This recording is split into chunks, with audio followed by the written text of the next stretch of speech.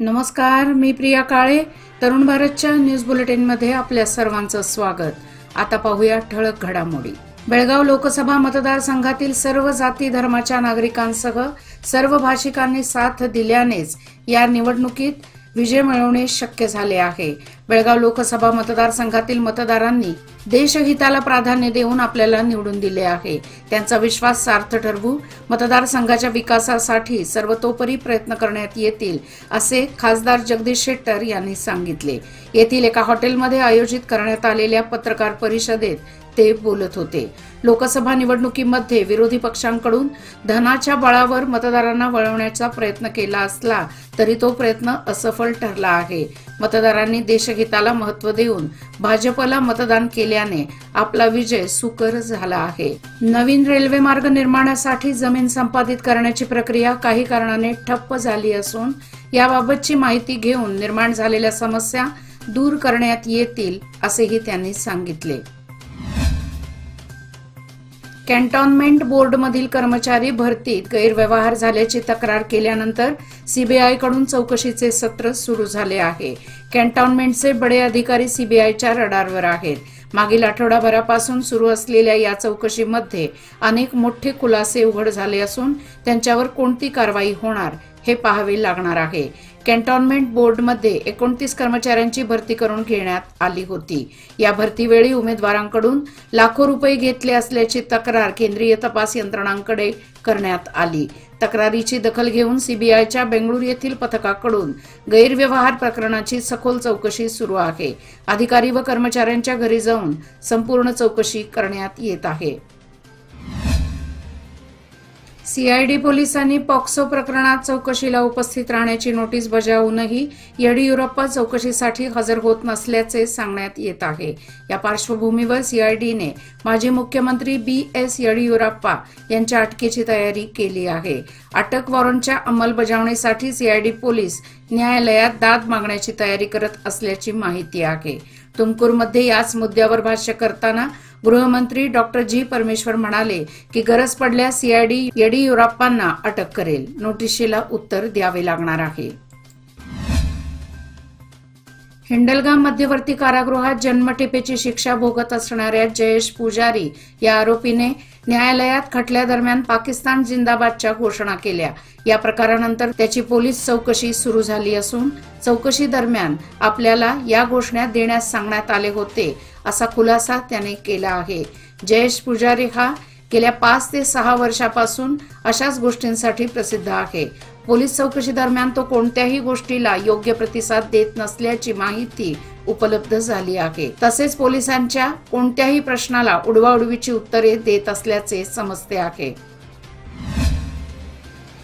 रहदारी पोलिसांकडून बॅरिकेड्सवर वन वेचे फलक लावून बेळगाव शहरात एकेरी मार्गाच्या नियमाची काटेकोर अंमलबजावणी सुरू झाली असून नियम मोडणाऱ्या वाहन चालकावर थेट कारवाई केली जात आहे.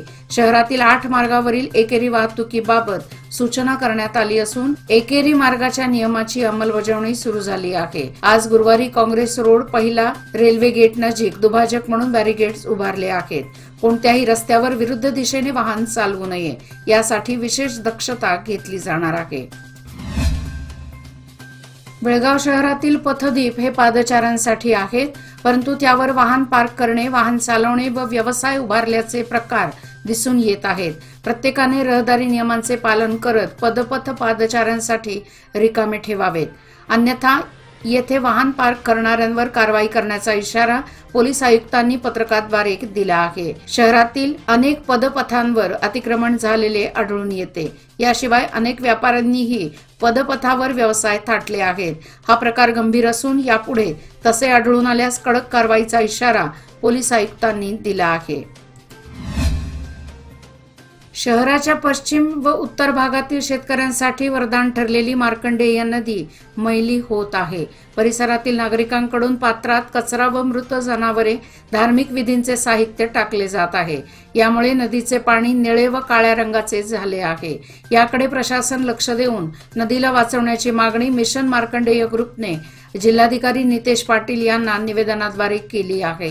दरवर्षीच्या पावसाळ्यात नदीचे पात्र बाहेर येत असल्याने शेतकऱ्यांचे मोठे नुकसान होते। पात्राबाहेर पाणी आल्याने भात पीक कुजून शेतकऱ्यांचे मोठे नुकसान होते। त्यामुळे ही नदी पुनरुज्जीवन करणे गरजेचे असून त्यानुसार कारवाई करावी अशी मागणी करण्यात आली।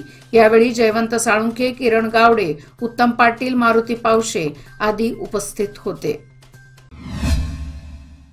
महिलांची शक्ती हीच समृद्ध भविष्याची निर्मिती। लोकमान्य घेऊन आले आहेत महिला उन्नती योजना, जी देते तुमच्या गुंतवणुकीवर 10% आकर्षक व्याजदर फक्त 500 दिवसांकरिता। किमान गुंतवणूक 10,000 रुपये। अधिक माहितीसाठी आजच कॉल करा 1800-212-4050। योजना फक्त महिला सभासदांकरिता। नियम अटी लागू। लोकमान्य, जिथे पैसे वाढतात आणि नातं वृद्धिंगत होतं। शहरातील युवक सुशांत संजय सांगूकर गोंधळी गल्ली, मृणाल मधुकर काकतकर हिंडलगा, कौशिक शिवाजी भातकांडे व प्रियेश किरण लोहार दोघे भातकांडे गल्ली हे चौघे जण बेळगाव ते लेह लडाख प्रवासासाठी दुचाकीवरून रवाना झाले। 4 युवकांची ही तुकडी बेळगाव ते दिल्ली, दिल्ली ते लेह लडाख व पुन्हा बेळगाव असा जवळजवळ 6,615 किलोमीटरचा प्रवास दुचाकीवरून करणार आहेत। या तरुणांना शुभेच्छा देण्यासाठी अनेक मान्यवर मंडळी उपस्थित होती। देशात काही ठिकाणी दलितांवर अत्याचार होत आहेत, ते थांबवले पाहिजेत। अन्याय करणाऱ्यांना सर्वांनी एकत्र येऊन सामूहिक शिक्षा देण्याची गरज आहे। नुकत्याच झालेल्या राजस्थानमधील झुंझुनू गावात येथे एका दलित तरुणाला दारू माफियांकडून बेदम मारहाण करून त्याची हत्या करण्यात आली। देशात दलितांवरील अत्याचार वाढत असून या प्रकरणी सरकारने गांभीर्याने दखल घेऊन आरोपींना कठोर कायदेशीर शिक्षा करावी अशी मागणी दलित संघटनेच्या वतीने गुरुवारी बेळगाव जिल्हाधिकाऱ्यांमार्फत करण्यात आली आहे। यावेळी राजेश बेनीवाल, मदन डोंगरे यांच्यासह पदाधिकारी व सदस्य उपस्थित होते। शहरातील वाहतूक व्यवस्था सुरळीत करण्यासाठी अनेक ठिकाणी एकेरी वाहतूक जारी करण्यात आली आहे। पोलिसांनी संबंधित रस्त्यावर बॅरिकेड्स उभे करूनही फलक लावले असून वाहतूक नियम मोडणाऱ्यांविरुद्ध दंडात्मक कारवाई करण्यात येणार आहे। शहर व उपनगरातील प्रमुख 8 रस्त्यावरील एकेरी वाहतुकी संबंधी जागृती करण्यात येत आहे। नागरिकांनी नियमांचे काटेकोर पालन करीत वाहतूक व्यवस्था सुरळीत करण्यासाठी पोलीस दलाला सहकार्य करावे असे आवाहन पोलीस उपायुक्त PV स्नेहा यांनी केले आहे। बेळगाव पश्चिम भागात पावसाच्या हलक्या सरी पडताच विजेचा लपंडाव सुरू होतो। फक्त पावसाने सुरुवात झाली रे झाली की येथील वीज गायब होत असल्याचा अनुभव नागरिकांना येत आहे।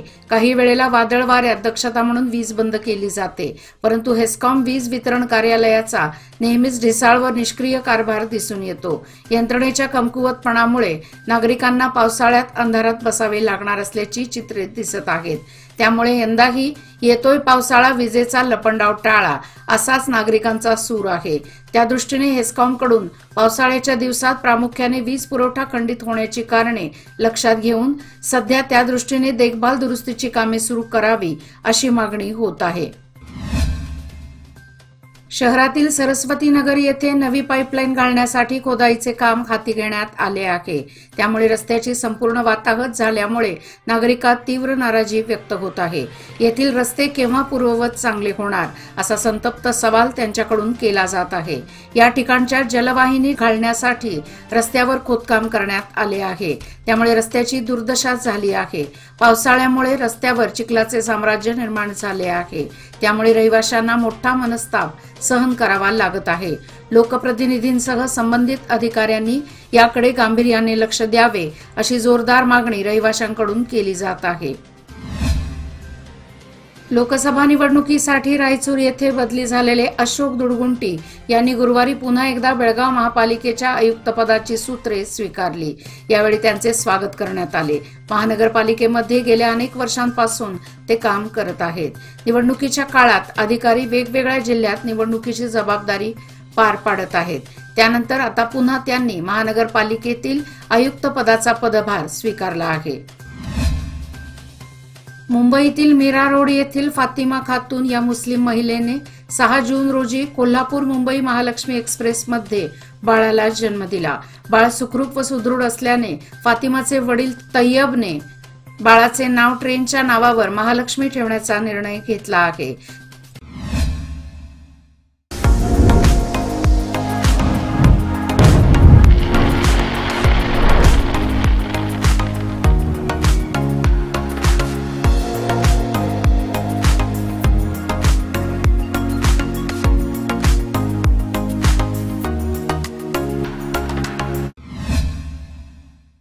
भाग्यनगर रानगोळी येथील 18 वर्षीय तरुणी बेपत्ता झाल्याची फिर्याद मुलीच्या आईने टिळकवाडी पोलीस स्थानकात केली आहे।